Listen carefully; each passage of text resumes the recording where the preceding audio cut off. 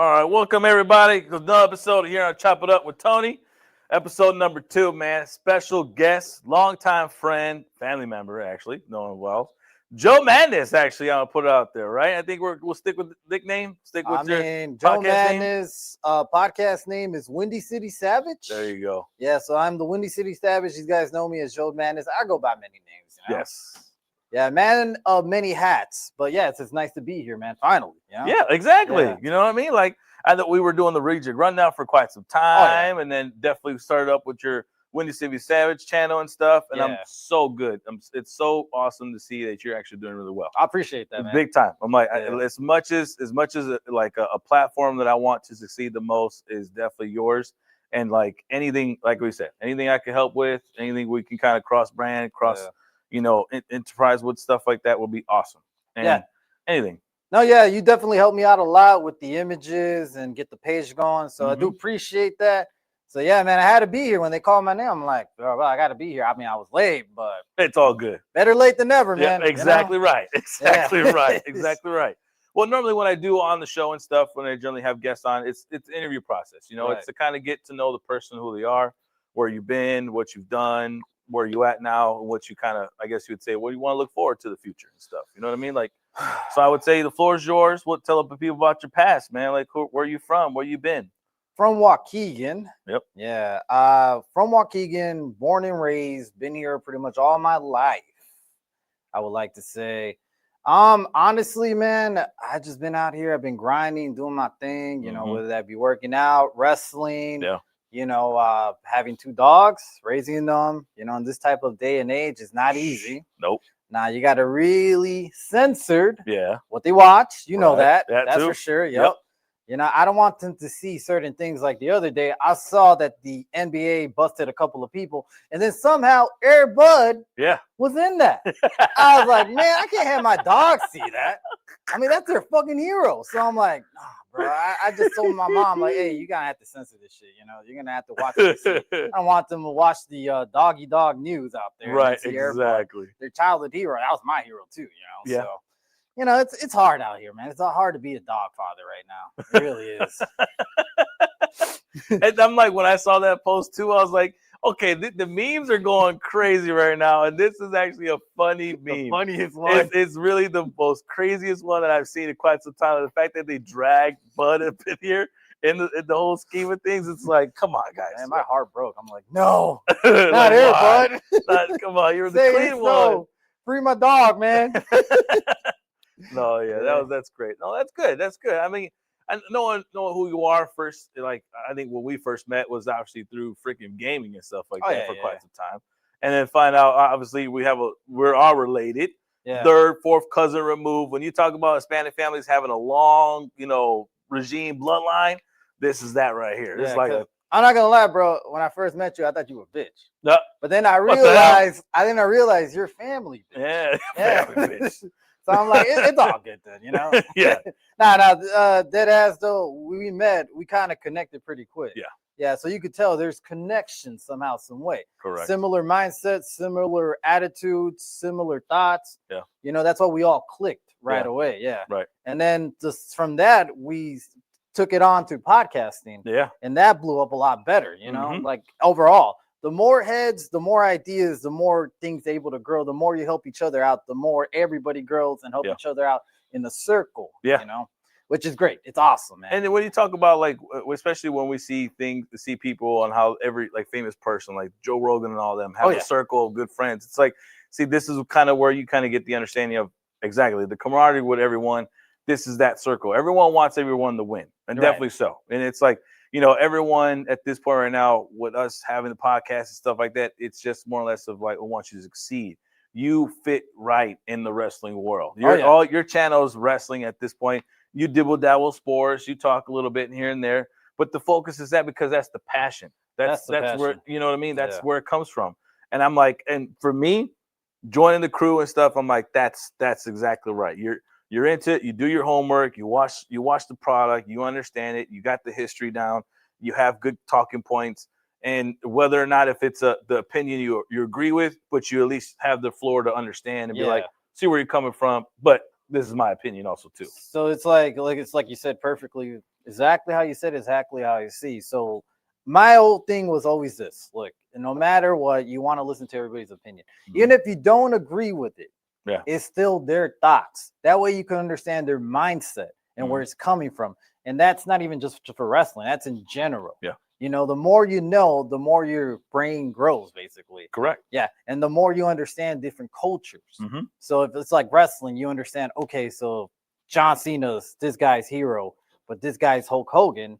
You understand best of both worlds. It's a different generation, different styles of wrestling. Maybe John Cena did more Make-A-Wish than Hulk Hogan did. Maybe Hogan's movies for some reason were better than John Cena's, vice versa. You know what I mean? Right. You understand the different culture, you grow from that, and then you could communicate better overall and grow as a podcaster. Yeah. Yeah, which it's always been my style, man. The more I know, the more I grow, the more I understand more people in the world, you know?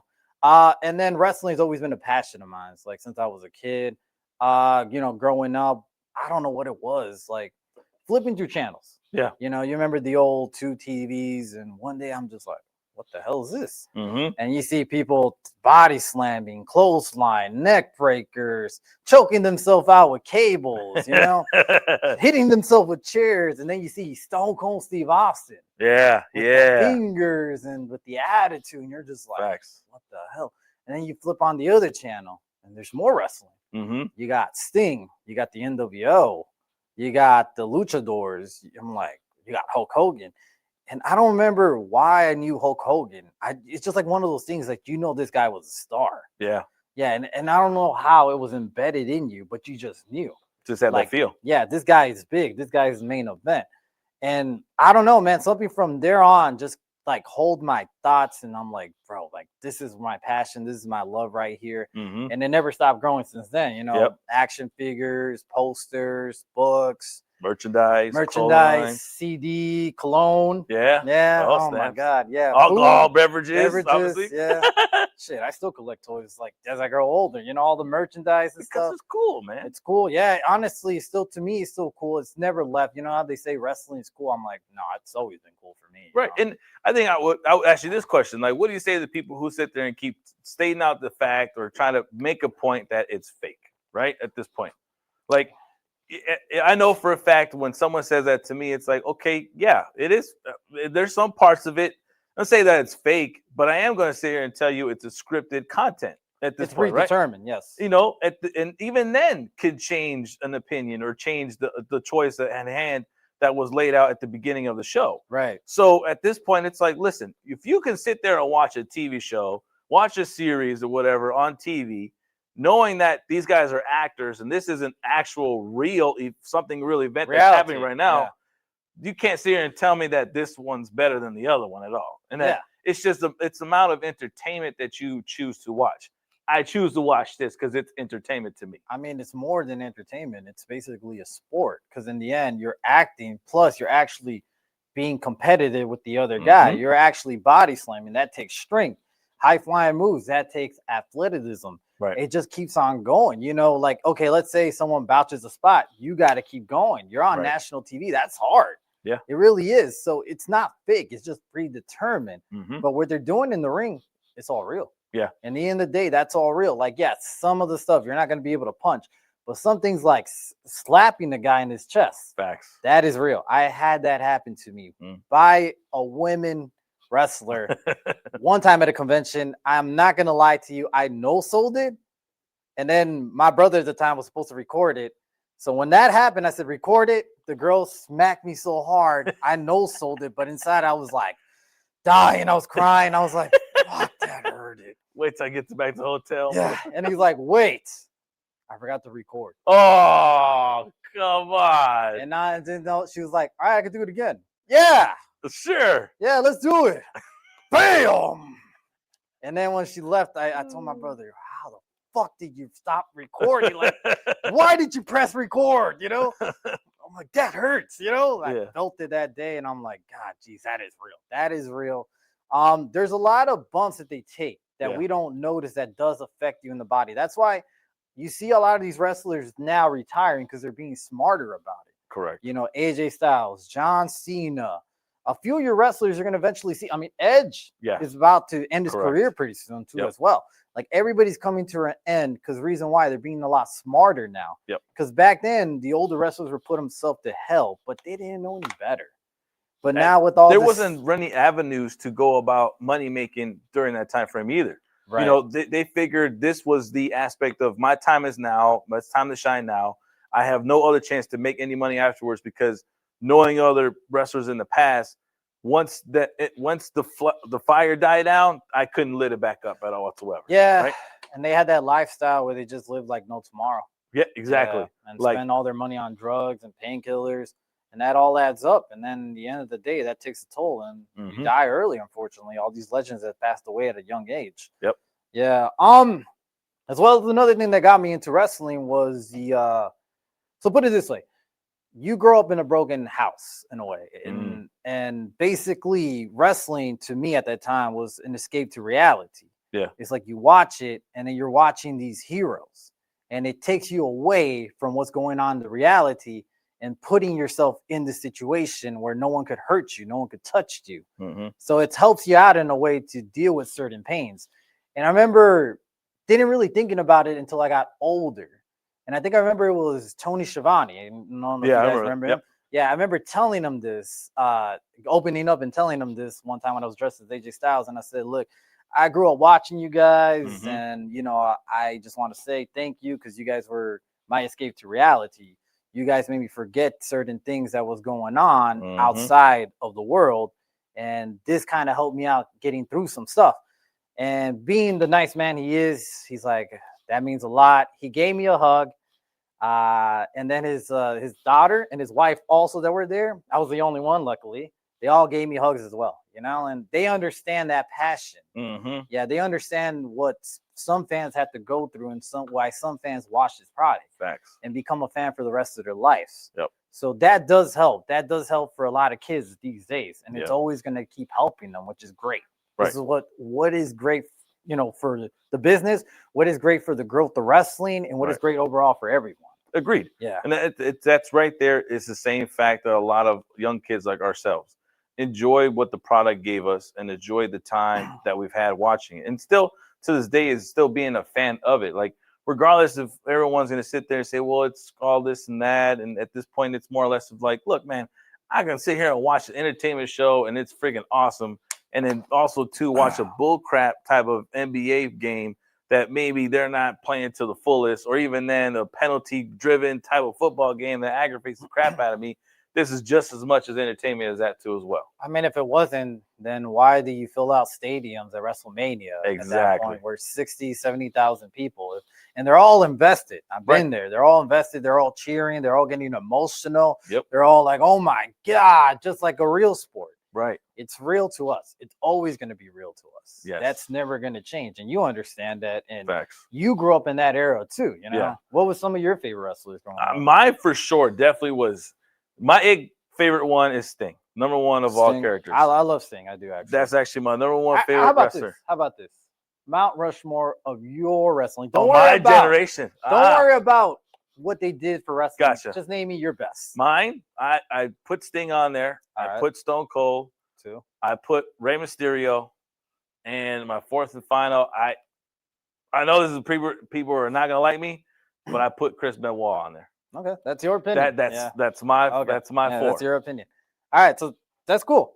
All right, so my four would be Sting. Sting was one of them because the face paint, the Crow character, everything about him just got me attracted to him. Facts. Yeah, especially when he came in and beat up the NWO with his bat. That whole mystique is just really what caught people's attentions. And it was a great time in wrestling. It really was. Then from there, I would have to go with John Cena.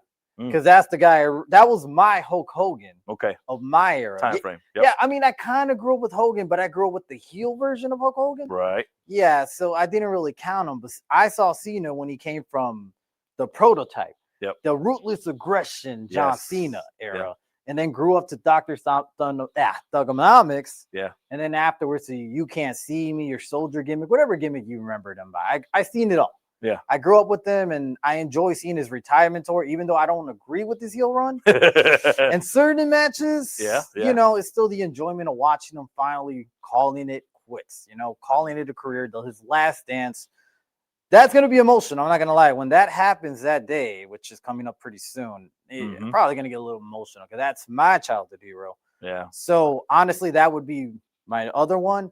I'm going to have to go with Jeff Hardy. Okay. Growing up as a kid, seeing him doing all that crazy stuff, you're like, oh shit. Like, no one was doing it on TV at the time, but he was putting his body through a lot of drama. And he was an underdog for most of his career. And then when he finally won the, WWE championship, we're like, oh damn, man, it's about time. Exactly. And then obviously we know his issues with drugs and his downfall. But I mean, right now we've seen his rise back up, and hopefully we all pray that he stays clean.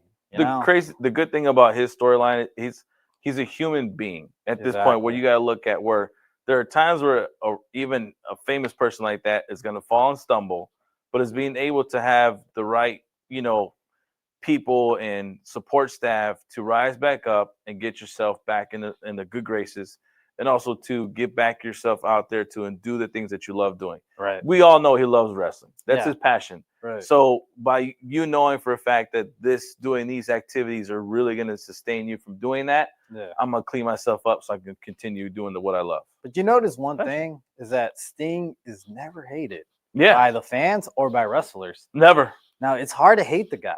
It's always good facts about the guy because he's always done it for the passion for it. He's never done anything negative outside the ring in a sense to hate you or whatever. He's done some questionable things. Correct, Mundo. But it's also to the point where it's like he went where he wanted to go. He chose where he wanted to be, and he chose his path of his career, which is why it's freaking awesome to see. I didn't see too much of him at AEW. Because it was always more or less of like, nah, man, WWE messed them all up. It wasn't the right storyline. You should have had him. Right. Now he's going to go to this other industry where he didn't last too long, anyways. It really didn't. But even then, the last final match was so I couldn't have written nothing better for him. Yeah. And it's more or less of just like it's good to see a career like his call it the way he called it and still be loved even afterwards, and still for him to do what he does. To enjoy the sport, go to conventions and Comic Cons and stuff like that. Have fun with the fans. Yeah, that's passion. That's love right there. Yeah, and honestly, it is. And then my fourth one, obviously, this should be a no-brainer. The Macho Man. Oh yeah, Randy Savage, man. Growing up watching that guy in his promos, that guy was a fucking character. My God, dude. Yeah. And then I rewatched some of his, the old WCW episodes right now. And then I just watched him wrestle, his interviews, and it's just so hilarious. Agreed. Man. Yeah, especially the OCD line. That was a new one I just found out, where he goes like, I have OCD. I'm one cool dude. I'm like, my God, man. Like this guy, everything he did was gold. His style, his appearance. Right. He was athletic, but yet he was kind of built. Right. He could cut some good promos. He was a good heel. He was a good face. He was very competitive, good wrestler. He had it all. Yeah. I felt like in an alternative world, he could have been the guy. The it guy. But I also think that many wrestlers to this day took his style and ran with it too. Yeah. Yeah. Because his flavor, his pizzazz, his charisma. His riz, I guess, is the new kids call it.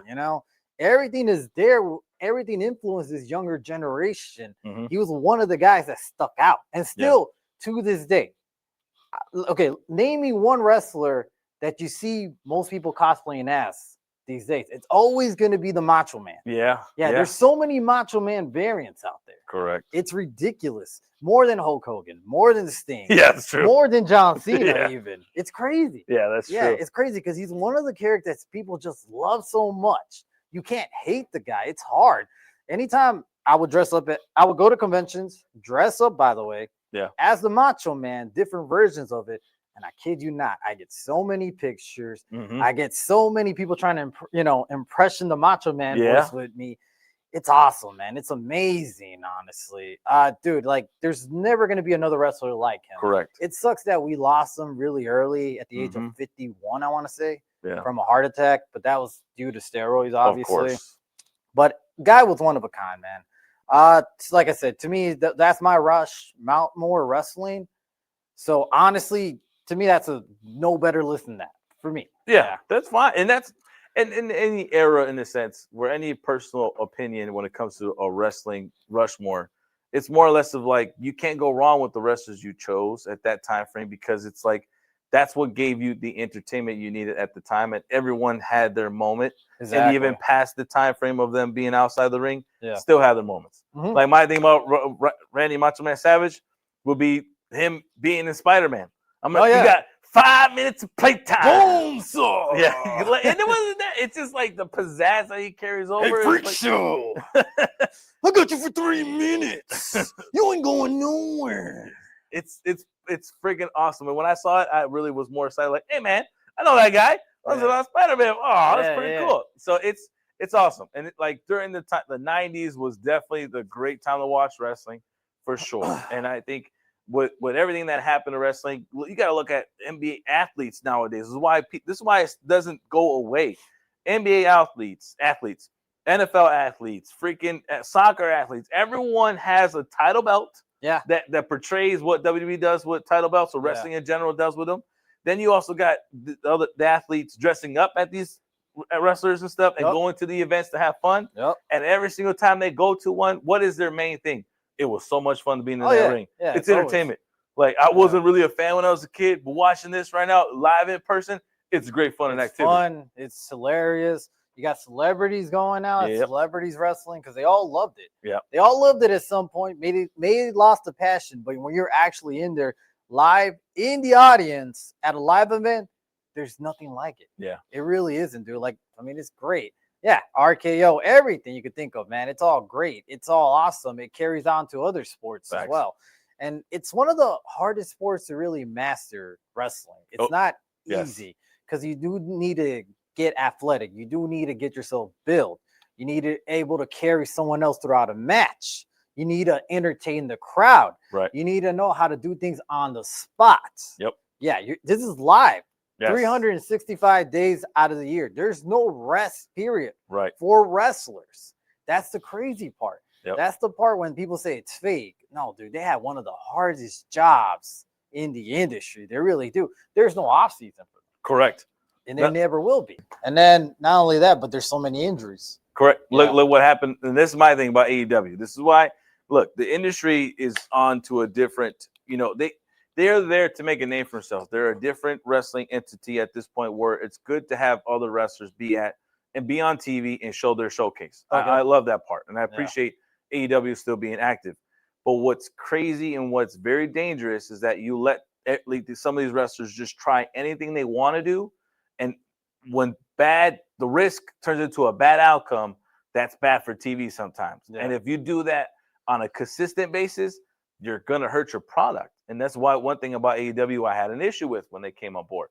Look what Pterosaurus did to what was he do? Like a choke slam on one of the Dragon Lee or somebody like that. One of the wrestlers. Luchasaurus, sorry. Yeah. Pterosaurus. Like Pterosaurus. Like I'm thinking like you're thinking of like Power Rangers or whatever. Clay mixed in with some other wrestler. I'm like, bro, what are you talking about? Pterosaurus. Well, Luchasaurus doing a choke slam or somebody on the outside of the ring on the table and stuff, and then he hurts his arm or breaks it, whatever the case would be. I mean, but that's just in every sport because I think recently Jade Cargill got her brow open as well. Yes. Yeah, and you could also say, there's a reason for that. We could be more safer. It's like I said, man, it's live. So here's the thing. I don't think it's just AEW. I think it's all promotion.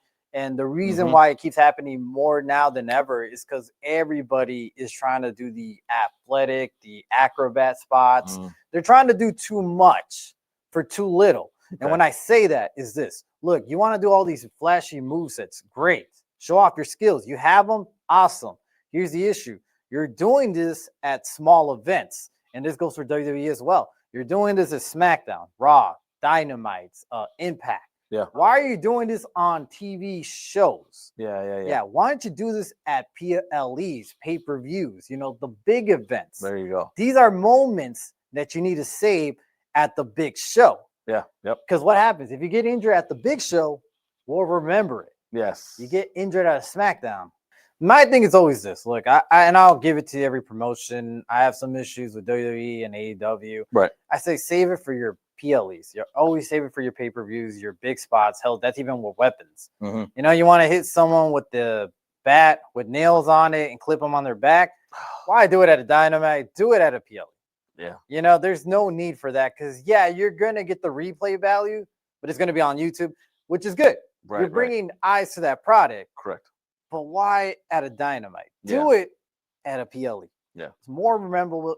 That way we were like, oh shit, that happened there. I gotta watch the next. I didn't watch the pay. I should have watched the next pay-per-view or whatever. And it's where your investment goes back into the money. Exactly. Yeah, and then we have too much of the same movesets now. Everybody wants to do the same super kicks, Canadian destroyers, cutters, everything like that. Like it's getting ridiculous, you know. We had to tone it down. Oh, the worst one is kicking out from someone's finisher. It's no longer protected, no matter what promotion you're in. Yeah. I shouldn't see Cody Rhodes give someone 3 crossroads and somehow they still kick out. For those fans out there who are not really into tuna wrestling, but finishers are basically a move that a person does to end the match in a sense, right? It's their signature move where they finish off the person and they call it like a knockout or whatever case may be. That's supposed to be. But nowadays, take it like if you guys ever played Mortal Kombat, when the person says finisher. Yes. That's it. Right. That one move set and you're not standing up. Correct. Yeah, that's it. You're done. Like how many times did someone kick out of a stunner when someone did a Stone Cold Stunner? It's really rare. Exactly. Yeah. And then the only person was that rare person would be The Rock or an Undertaker or whatever case. But it'd always be at a big event. Exactly. Yeah. And always at a pay-per-view event. And it was always once a year at the most that this might have happened. Right. But it wasn't constantly like, okay, now we're doing this at a SmackDown. Yeah. Now we're doing this at an Impact. Now we're doing this at a fucking no-name promotion. You know, it's getting fucking ridiculous. Yeah, so here's the thing. That's the negative effect right now of this state of wrestling in general. You know, it's getting ridiculous. The over-the-top moves, the no-selling. Yeah. Because at that point, yes, the no-selling also kills the business. It's like, okay, someone's going to go on the top rope. We got 5 guys. We're all just going to stand outside and wait for him to get himself adjusted, looking like idiots. And the camera's pointing right at us. No, you got to time it like, oh, what we're doing, oh, shit. Yes. Instead, we're just like, exactly. It was the timing and the professionalism of it, the realism of the product. But the thing is, you having too much of it, people get lazy. Wrestlers get lazy. And they start doing these spot fests. Yeah. Yeah, and it's just, it doesn't look well on TV. No. Yeah, you could, and that kind of could turn off people away from the product itself. On top of storylines. Correct. On top of the shitty, bad storylines that we do get from both companies and other companies as well. You know, I feel like in a way, wrestling right now is probably going to crash pretty soon. I'm starting to see that. You know that. Okay, so put it this way: when I say that.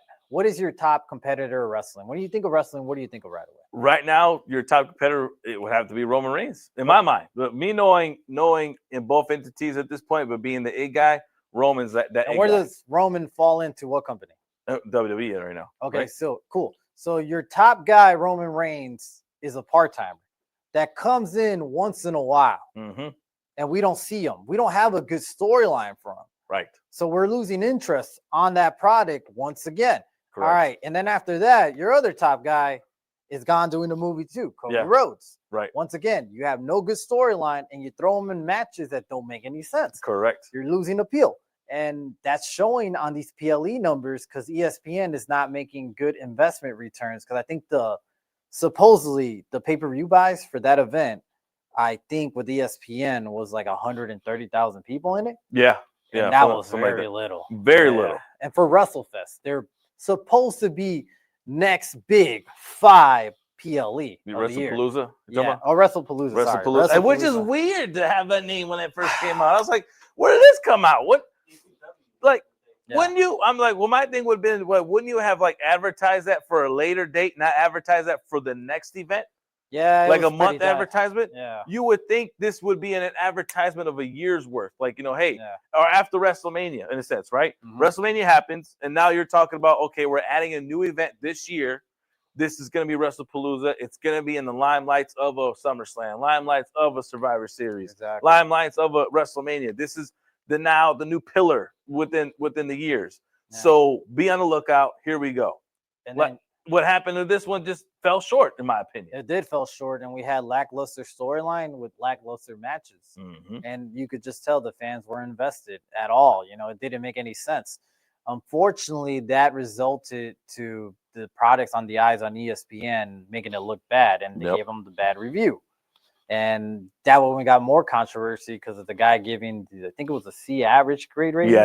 Like C minus, which made them look bad for their first appearance because all this stuff was pushed too. Yeah, because the old ESPN deal was supposed to come about next year, but they're like, you know what, we want money now. Yeah, so that's another thing.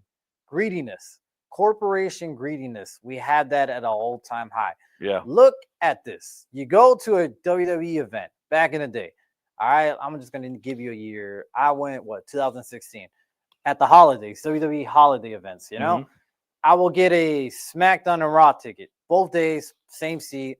I'm not going to lie to you. I paid like about $50 for both events. Okay. All right, fucking good deal. Right. And that's with fees. Yeah. All right, nowadays, you want to get that same ticket? All right, nosebleeds, $100 one night. You go to the 2 night, you're paying another $100. Back in the day, it was a ticket.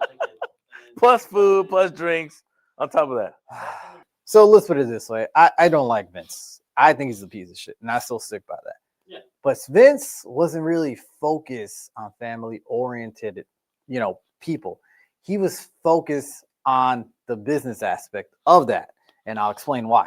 So put it this way. He knew that in order for a product to grow, you would want the kid and the family to come together, because then they'll go have a good experience, right, all under the cheap stuff, and the kid will see a lot. It will be very family invested, because you know why?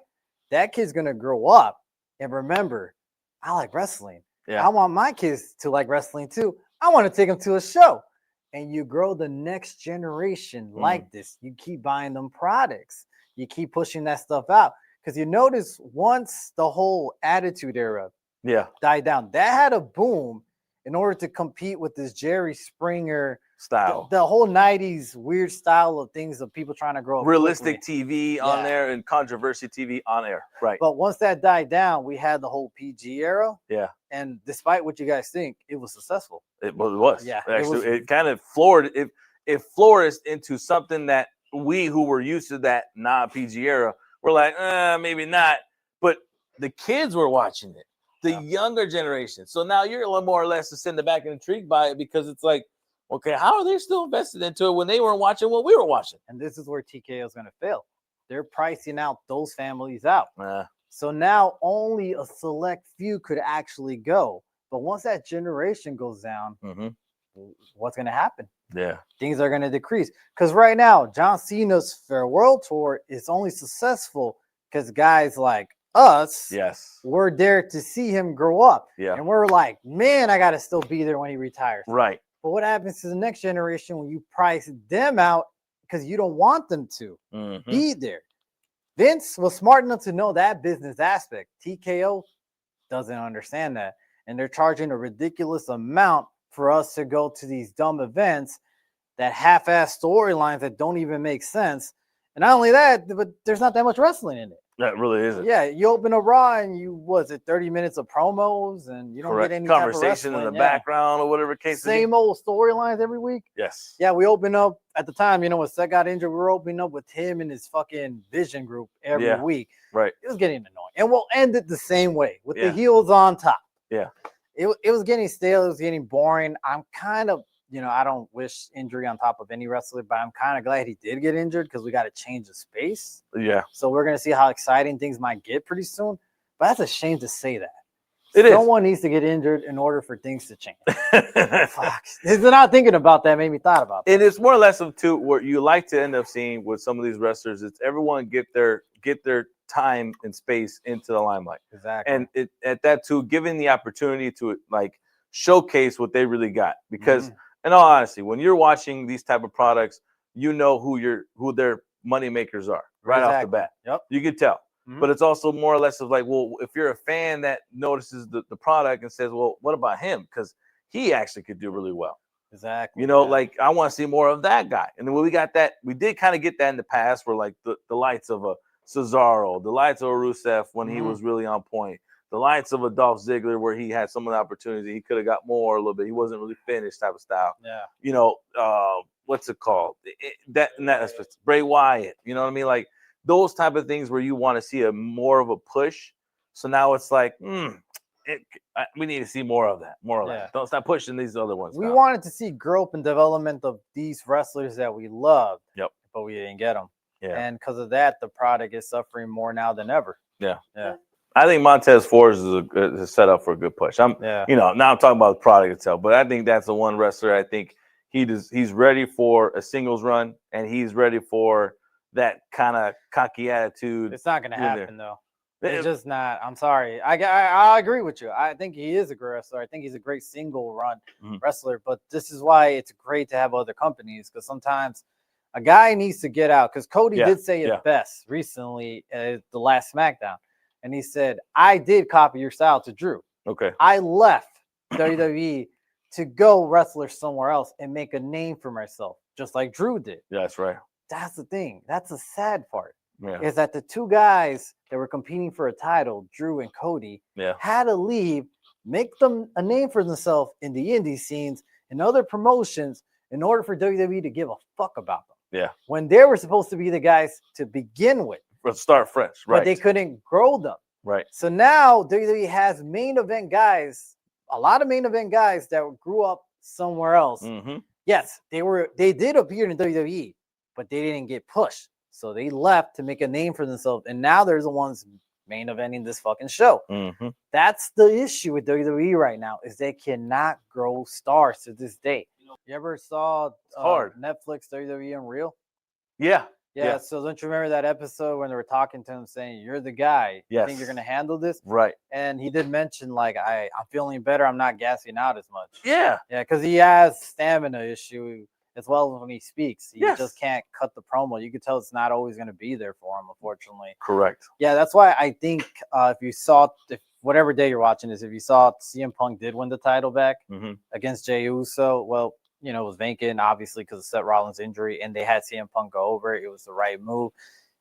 It's just that Jey Uso's always going to appeal as basically the gimmick wrestler, the mid-card that did get his moment finally. Yeah. Yes, because at the time, it was the right decision. I still agree. Him winning at Mania was the right decision because he was hot. Yeah.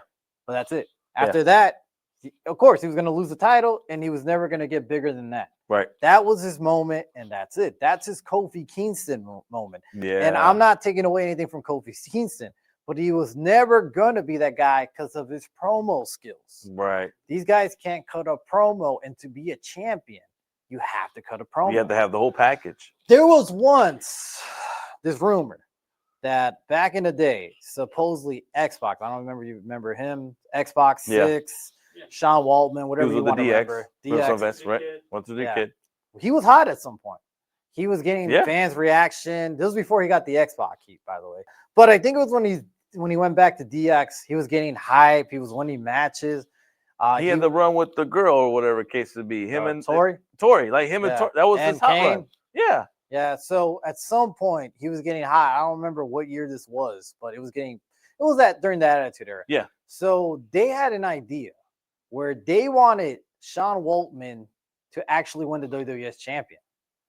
The issue is that this guy couldn't cut a promo. Mm-hmm. So the one that stopped it actually was, shockingly, his click buddy, Shawn Michaels, and said, that's a terrible idea. You're going to feed him to the wolf. Nah, take him outside to the ring right now and see if he could cut a promo against me. So this is on YouTube, by the way. Sean Waltman did come out, cut his promo, called out Shawn Michaels because they had a little feud going at the time. Yeah. Sean did come out. Sean was supposed to be the heel. Sean was supposed to be the face. Xbox. Yeah, 1, 2, 3 kid was supposed to be the face. So during that time, Waltman cut his promo. It was fucking awful. It was so bad. Even the fans were like, you could hear one of the fans like, what? And then, Shawn Michaels, the way he is, cut his promo, and all he had to do was to murder this guy was said, and by the way, I was DX before DX was cool. Now break my music. And that's it. It was over with. Sean's career, bam. Yeah. Sean Waltman's career went back down to reality. Yeah. And he exposed them, because that's the truth, man. If you can't cut a promo, you cannot be a champion. I'm Right. sorry. Right. You could be a champion for a bit, but you're never going to be that guy that they're going to put in everybody's poster. There you go. He had the gimmick. And he had the wrestler. Right. You know, he was a good wrestler. He just didn't have the flow. He could never cut a promo to save his fucking life. But he had everything there, but he just couldn't do it. So the keys to being a solid wrestler, a solid entertainer in your mind at this point right now, what would be those keys at this point? You have to have charisma. Look, put it this way. You could get away with minimal wrestling as long as it's decent. You don't have to be great. You don't have to even be good. You just have to go in there and get the crowd to react to you. And that's charisma as well as promo. You're good on the mic. You could interact with fans, whether you're a face or a heel, you're golden. Yeah. And if you have that heat, even as a heel, you're golden. You got the success right there. Because that's the hardest part, is to connect with fans. Like I said, you could have minimal wrestling, but if you could get over with the fans, no matter what you are, that's it. Yeah. You have the charisma, you're done for. You're good. You're on your way to a title. Whatever title that is yours. And people are going to remember your title run. People are going to want to tune into you because you had that appeal. You had that aura. Like, damn, I got to see this guy. Right. Oh, shush. He's on. Hey, what's he going to do? When he's going to get back on TV? Why didn't he put him on TV this week? What the hell's going on? Yes, you'll have the internet talking about you, the internet pushing for you, and that's how you win titles. Yeah. You know, but sometimes this works and sometimes it doesn't. And no, my question would be is pertaining to like you being knowledgeable of the wrestling stuff and knowing some of the storylines of people's lifestyles and stories. Okay. What I think the question would be is who you feel you as far as like you love his story. You love where he came from. You appreciate what the work that he put in, he or she. You appreciate the product they put on the screen and what they've done for the industry. Like that wrestler to you, like I would have to say. There's a couple, man. Put it this way, we could start off with the Macho Man, because I would say this: the Macho Man was actually never really supposed to go into wrestling. He was actually into baseball, and he was pretty good. What I heard, you know, there's still stories that he could have made it. I think he did make it to like one of the minor leagues. Announcer for the games, but then he got into wrestling because of his father owning a wrestling industry at the time. Right. And so he got into wrestling. He got into the gimmick. He started deepening up his voice because that was not actually his real voice. Right. Yes, he deepened it up to the point it stuck. But that is passion for it. He started making his costumes, and they were unique. They were different. Thanks. And then he had all that, you know, charisma and all that style. And there's a lot of little things that he did that people never noticed, like when he was on camera, he would tippy toe to make himself look taller, as tall as the wrestlers, because he was a short guy. He wasn't that big. True. Yeah. True. So he would do a lot of things, a lot of different poses to make himself look big. You know, right. He was very smart for his time, but then he was also a good wrestler. He was unique. He could do all that athletic moves. Look at his match against Ricky Steamboat at WrestleMania. Love that one. To me, that's one of the best Mania matches. Agreed. Let's see who else we got. We could name John Cena from going for basically, let's put it this way. John Cena had a shitty. He was a cab driver. He was also a bodybuilder, but he was also broke. And he was on his way out of WWE pretty soon. Because, he had no pop and charisma with the crowd until he started rapping.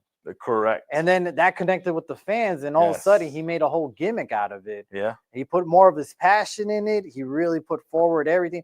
And if you guys remember, he wasn't a good wrestler. That's true. Yeah, he was like very iffy, stiff. In my opinion, when I first started watching, very stiff. He was a bad wrestler, but he got better because he's like, you know what? That's not going to stop me. I'm going to put up more great matches.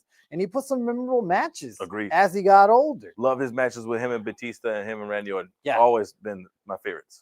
There's another one, AJ Styles. Okay. That to me is my fit guy. If I could name him fit Rush Mount more. Yeah. But I think him and his style, he influences a lot of wrestlers to this day. Yeah. Yeah. A lot of the new wrestlers that came in will watch this guy wrestle. Yeah. And be like, damn, this guy could do all these athletic acrobat moves, and he's a small dude. Right. Yeah, he really definitely built that whole indie scene that we see today. That was really what kicked off, and that was AJ Styles. You know, the small guy he was, the crazy flips, and everything he did, the way he sold too. Facts. The most important thing is selling. And I think AJ Styles selling is one of the best selling in the industry. Because when he gets a backflip, he flips over. the way he lands, he sells it like you Yeah. know. Everything that guy does is just great, dude. It's like one of the best. And I think this whole Cena versus Styles was Cena asking for it. Yeah. Like Cena's like, look, I'm not trying to be very political and back, but I do want one match against AJ Styles because he had enjoyed it. Yeah. And we all enjoyed it as fans. Agreed. We really did. Definitely did. What was some of yours actually? I want to know. Oh, my storyline. I really dig deep into like their past histories, and I really appreciate watching a lot of the WWE A&E biographies and stuff like that, and understanding who the character was at the time or whatever. Even for someone who I didn't know, but honestly, who had a crazy pathway to get into the industry and to really be making a name for themselves and really to get out there and do a lot of positive things with the world. It just had to go with damn, man, it's hard. Like I love the Stone Cold storyline, but it's also like it's also more or less of just it's also a hurtful storyline because you look at how he was as a father at the time, and he said himself in the biography to the point where it's like, I wasn't a good father. I had it. My dream was to be great in my product, and I needed to be great in order to feel like I was able to sustain, substance and capability for a living for my girls. Right. And it's hurtful that I couldn't be like that. But now that I have all this time and stuff, that's a thing that I want to do. I want to change. Yeah. And like even his past, he had his moments. He has a solid moments in the ring and outside the ring and stuff, but then he got hurt. He didn't get the attention. Then WWE really didn't follow along with what he wanted at the second time when he was going in there. Yeah. And then all of a sudden, if it wasn't for that moment at King of the Ring, we would have probably never got an Austin like him. Yeah. We would never got that era of Bruiser, that limelight of catapult industry of, but ass kicking, like employee beating up the boss type of scenario during that time frame.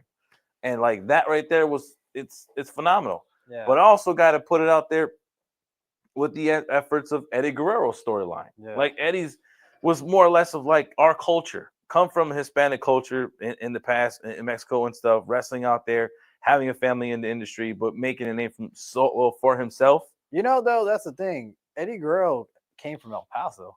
Oh, So, yeah. So he was actually more Tex-Mex than people actually. Right. Yeah. But since he wanted to get over, so here's the thing: Eddie was actually very fluent in English. Yeah. Like if you actually hear his promos in the beginning, he was bad at Spanish. He didn't have that accent like that until later, Mm-hmm. until he actually learned how to develop it better. But he was very fluent in English. He was good. Like, because if I'm not mistaken, he wasn't really able to sustain a conversation in Spanish very much afterwards. He knew how to say certain words. Yeah. But like it couldn't go any longer than that because he just grew up more American than people actually realize, which is funny. Right. But no, I get you what you mean by that. It's the culture-based type of thing. Right. Because it's more or less like he still carried over. The family still carried over. But then there you go. You look at that time frame of knowing like I can't, because I guess it relates to me more in a sense of like that's where my mom's side of the family is coming from. They're on the Texas. They're Mexicans, but they were. Everyone lived in Texas. So speaking Spanish in Texas, at times you were considered an outcast. You're not part of the crew. You're not part of the IT crew during then. So you got to know English just as much. You got to know Spanish to have both sides of the world appreciate you in some way capacity. But you got to be great at both parts to be appreciated, right? So for that work ethic was strong. And then him going to WCW, being looked at as the little guy, then all of a sudden going back to WWE now, and now I got to find a way to be the big guy. So what does he do? Gets in, steroid uses a little bit, get the muscle build, gets to look back or whatever case to be, goes away for a while because of substance abuse again, gets clean, comes back, has a phenomenal run, and one of the most entertaining wrestlers at that time frame. And winning the world championship, and then obviously short-lived loss, but family man nonetheless. Yeah. Give you another one. Chris Jericho. Solid. I think Jericho is one of the most underrated. Like when you name your top 10, I can understand not being in top 5. To me, I think he's in my top 5. But as definitely top 10. Definitely top 10 for me. I think guy is very underrated for a guy who could build his career no matter what era he was in. Facts. He was in ECW. He was in Mexico. He was in Japan. Yes. He'd always somehow find a way to get on top of things. He was in WCW, and honestly, I thought it was great. Big time, especially for him calling out Goldberg a few times before you end up leaving. Like his cruiserweight run. No one could ever done that. Yeah. There was one where they were doing like this battle royal and all these wrestlers were coming out and he was announcing them and he was just making fun of them one by one. And I'm just like, dude, like this guy was just on top of his shit. Facts. And then he goes from there, not giving them, attention like he should have gotten, putting himself somewhat over. He goes to WWE, he makes himself a name of himself there. And not only that, becomes the first undisputed champion. Yes. And beats The Rock in Austin in one night. Which is crazy. Yeah. Of all the wrestlers you would think at that time to beat both of them, to be the first, you would have never thought he was it. No. As much as he had the most phenomenal debut crossing over at that time from the WCW when the crossing over of wrestlers was really a big thing from both entities. And for him to have that Y2J promo kit was by far the coolest in my mind. An entertaining portion of it landing on it live TV. And then he goes away every single time he comes back. He's bigger than ever. Bigger than ever. The list. Like, come on, that was the gimmick during one of our shows and stuff. I love the list. And then when he comes to AEW, and so put it this way, my best part of Jericho was the fact that he took a risk. Yeah. So he told Vince, "Hey, I kind of want to wrestle Kenny Omega in Japan." And at the time, AEW didn't exist. This was like their whole New Japan type of thing. Yeah. And then Vince is like, do whatever you want. Like he didn't really believe in Jericho at that point. He thought he was already past his prime. Yeah. Jericho goes out there, cuts the promo, and breaks the internet. Yeah. People went crazy, and they're like, "Oh shit, no way!" And he went out there against Omega. And I gotta say, it was the best match I ever seen, but it was a fucking class. Yeah, still, it was unbelievable during that time. And Jericho brought so much hype, and he saw that. And so as he went with WWE, and they weren't giving him the attention, Jericho's like, "Well, I don't want it to be done. Right. I still got enough in the tank to keep going." Right. So this is when this promotion, AEW, Tony Khan goes up to him and be like, "Look, I want you to be our guy. Yeah. The main guy for our product." Jericho took a chance and said, "You know what? Let's do this." Sure. Took the chance, went out there, and I'm not going to lie, dude. No one could say that when Jericho joined the organization, we did not have our eyes on that fucking product. Sure we all did. The numbers don't lie. The pay-per-view buys didn't lie. Those were some of the biggest pay-per-view buys during that time.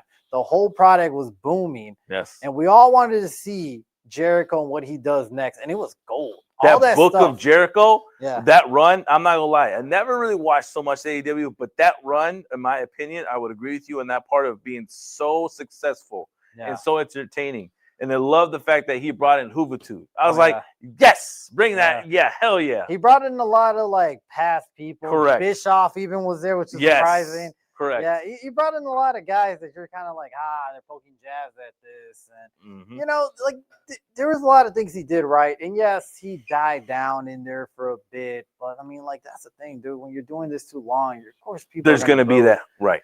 I love it. But regardless, wherever he ends up being, if he goes back to WWE or goes back to AEW, I still think he's one of the best wrestlers in the industry today. Well, aren't they talking about him coming to WWE now to be the Hall of Fame? Who knows, man? Nothing's ever confirmed. Everything's always rumors. Never say never. Never say never, but maybe still put it this way. My whole thing is this. At the end of the day, you decide. You go to the Hall of Fame. Maybe you have one more year left.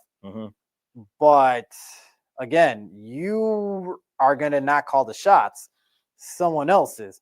And not only that, but if you're still touring with your band, you're still doing your cruise ships, you're still doing your books, you're not going to be able to do all that. Your podcasts, you can't just leave and say, "Hey, I can't do this." No. You have an obligation. Or you go with the other guy who's going to throw you more money and let you do whatever you want. Right.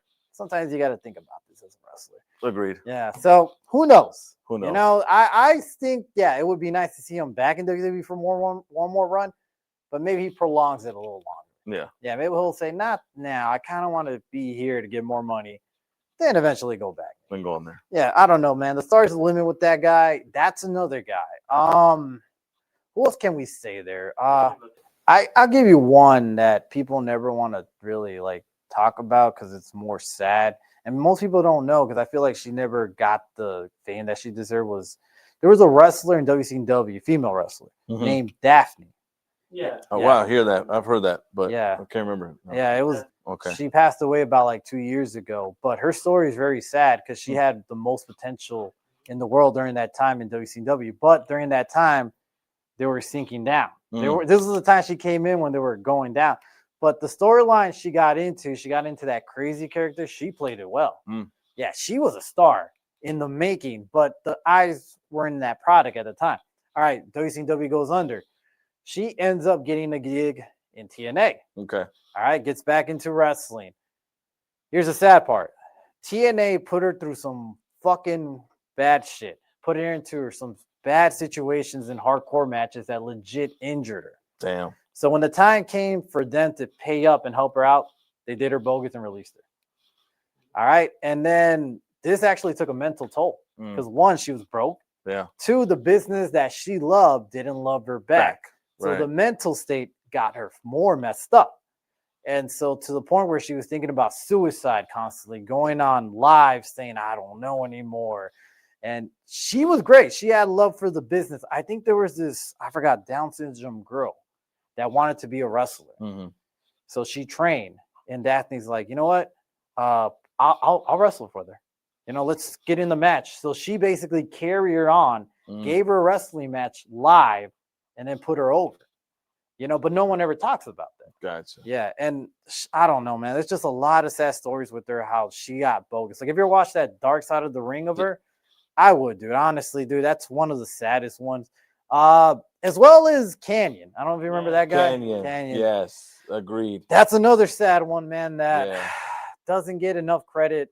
The guy does influence a lot of people's style. Could have been a big star. Could have. Had a great look at WCW. Oh, yeah, he did, dude.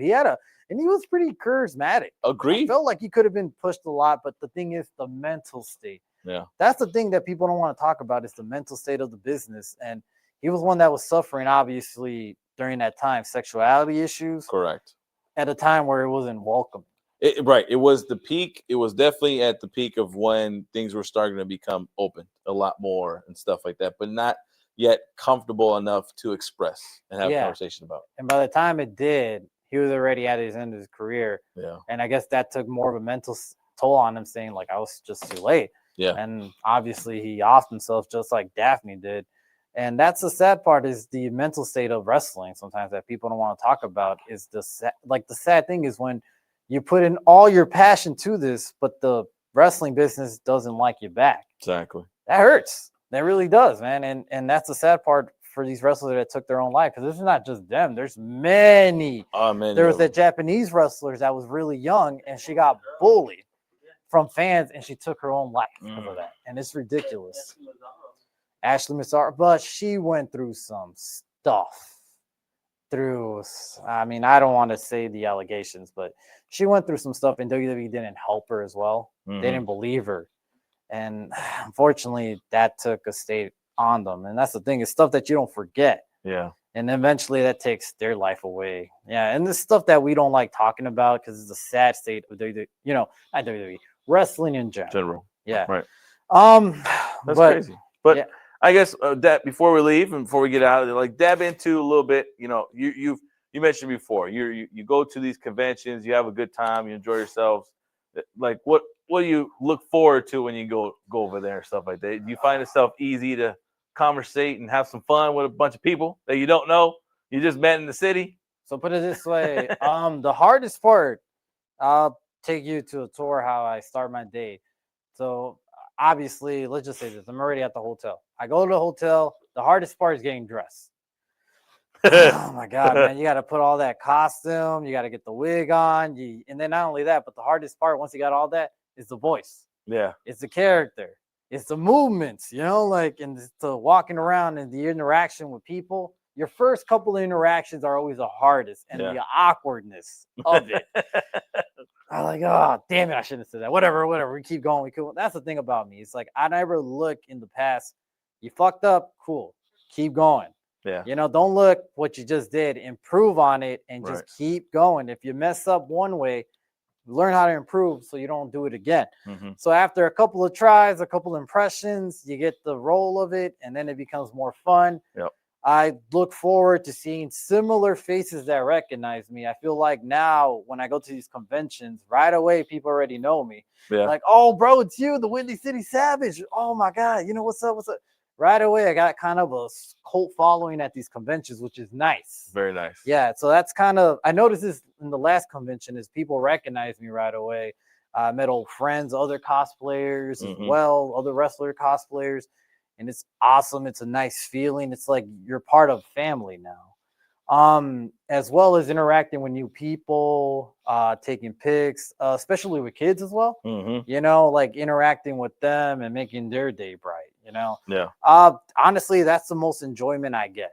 Really, it's hard first to become into the character, but once you're there, it's fun, dude. What else? It's hard though when you're doing it more than one day.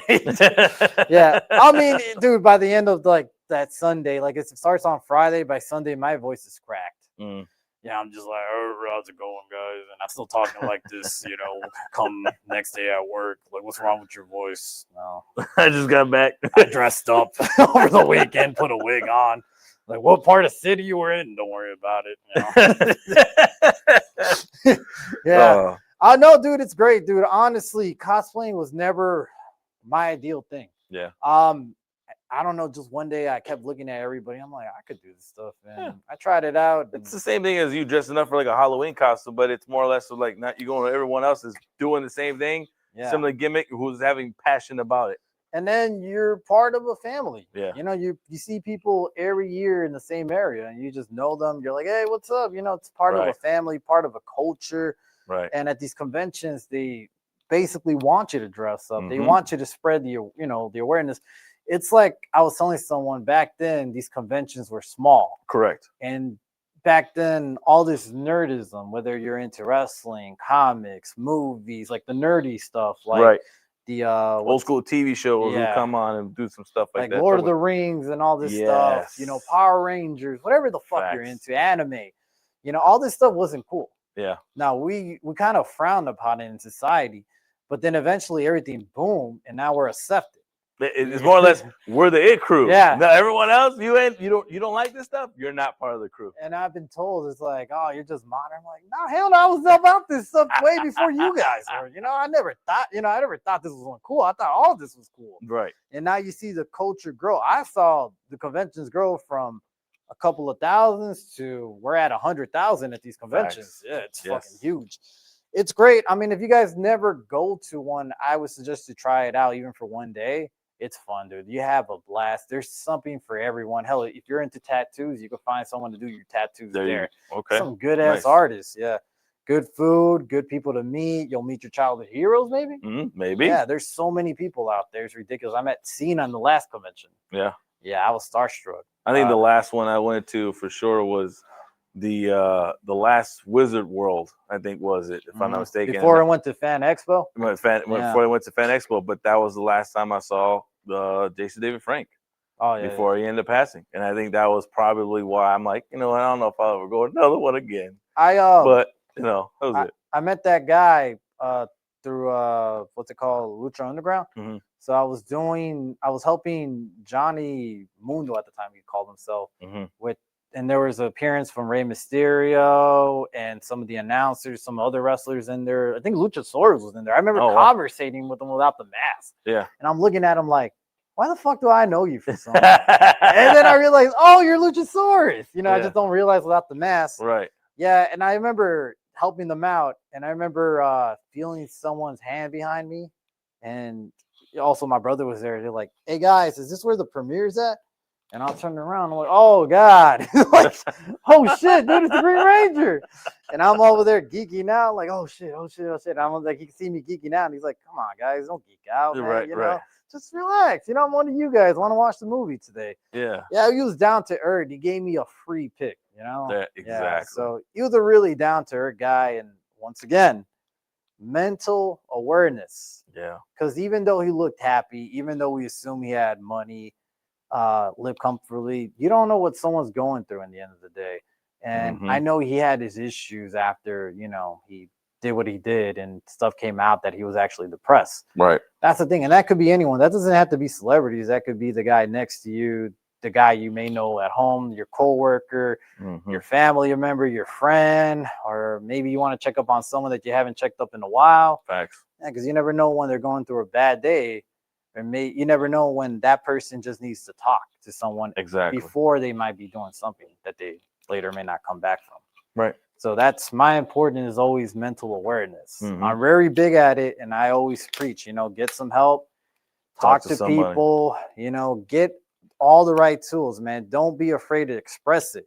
There's no shame in it. Yeah. Yeah, we all need help. At the end of the day, don't be afraid to go ask for help.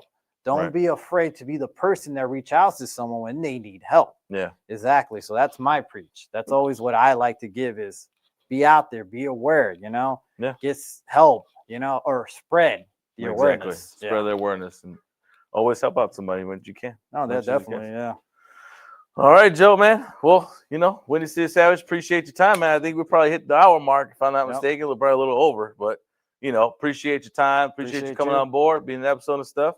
You know, what's it called? Hopefully your channel continues the success that it has.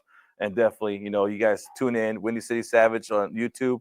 Always the Monday. Find out Monday night. Monday, Windy City Savage for life. Check us out every Monday night. We're there. We're live. We're back at it. Yes. We'll see you then, guys. You guys have a good one. You guys take care of yourself. We'll see you until next time.